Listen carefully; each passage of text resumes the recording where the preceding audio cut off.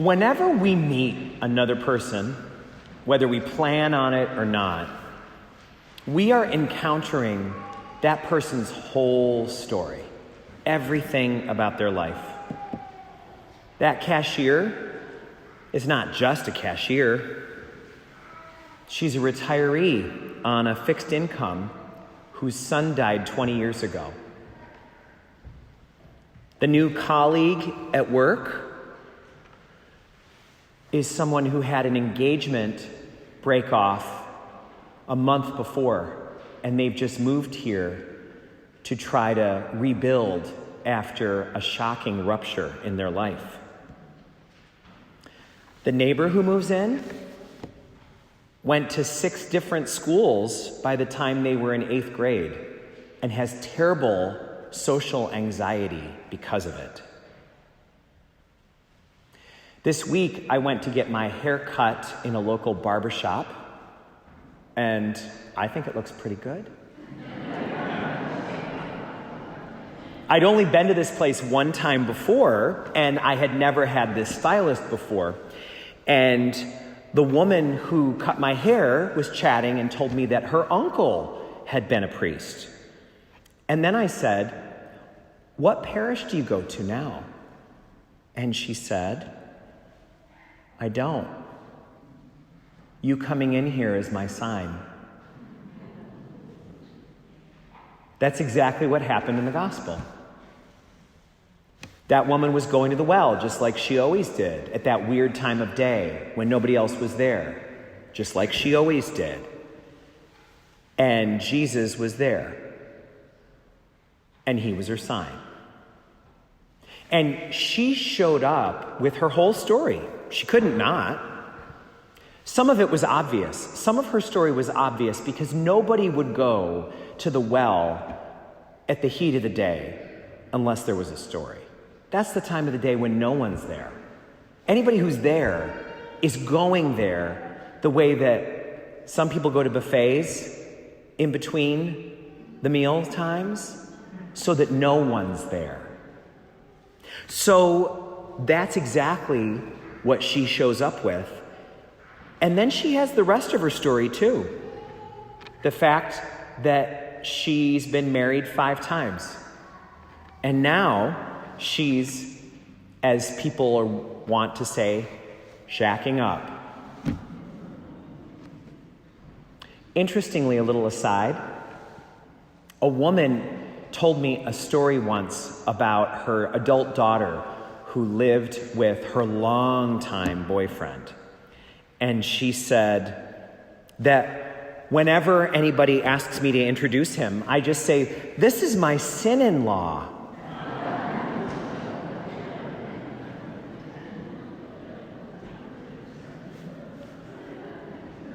Jesus doesn't say that to her. That's not the way he speaks to her. And he actually gives her an honor that no one else gets outside of his circle. He tells her, "I'm the Messiah."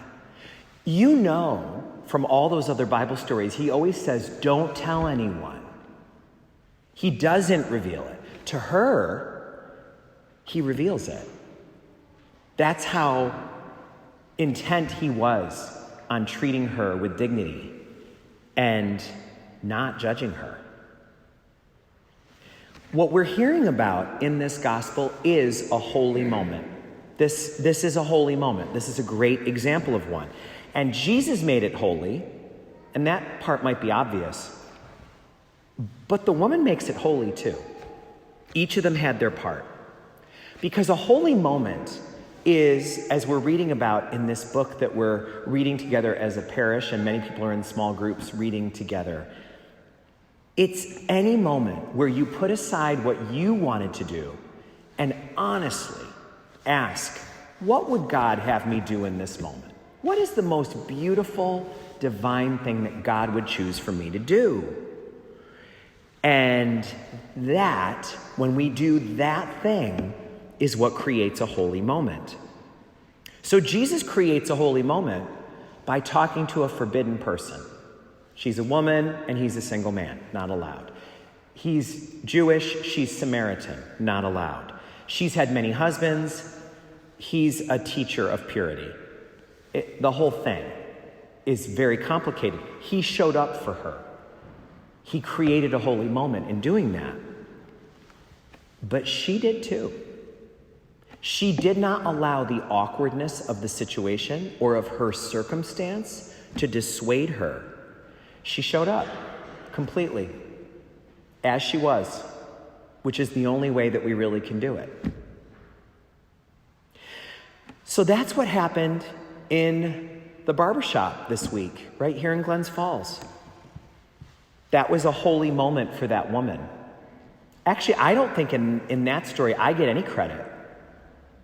All she said was, "You're a priest." I was wearing my collar. And I said, "Yeah." And she didn't have to tell me her uncle was a priest. If you don't want to get into that, it's easy to not talk about that. When I asked her about her parish, she could have made something up.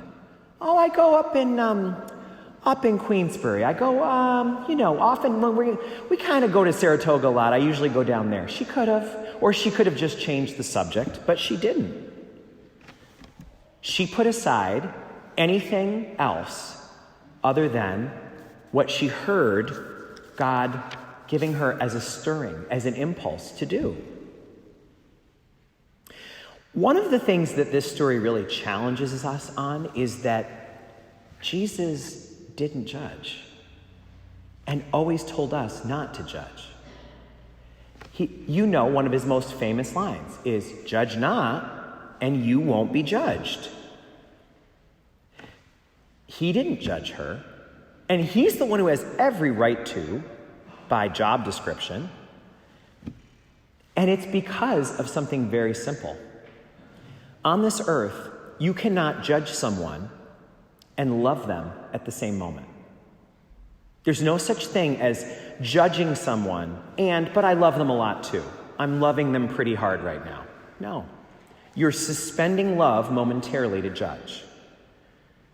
And because we can't love and judge at the same moment, Jesus, in all the scriptures, doesn't judge. He guides, he encourages, he directs, he never judges.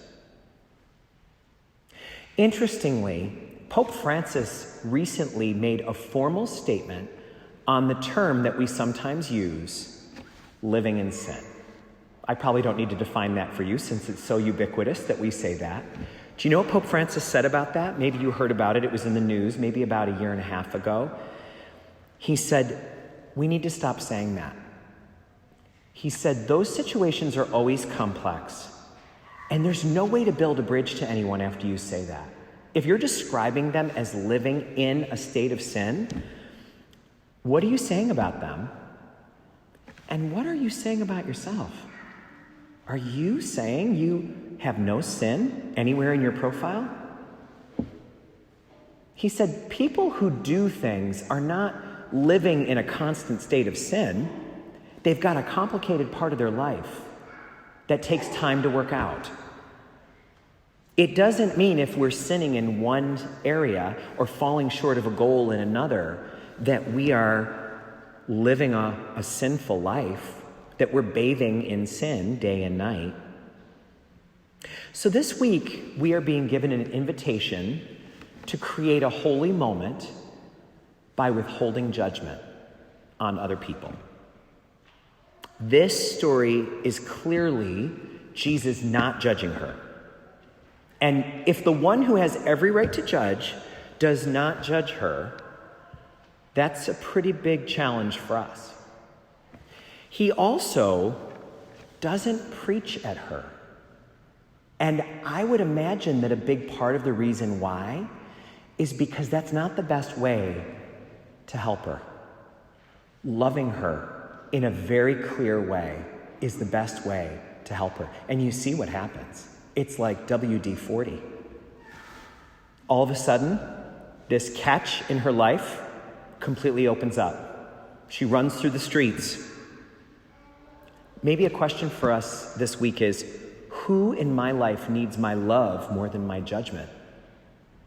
If I can't do both at the same time, who is in need of love in my life right now. Some of us have gotten reputations as being a little bit on the judgy side, and maybe those are unfair or maybe they're well-earned, but some of us are the kind of people that people in our life will keep things from, like, oh, here she comes. But, people never mind being surprised if we change up some of our tendencies. No one's going to say to us, wait a minute, shouldn't you be judging right now? People don't mind that. They don't mind if you turn a page on that and try something new. And you don't have to do it for your whole life. A holy moment is not a holy lifetime. It's not even a holy month or a holy week or a holy hour. It's just one holy moment at a time.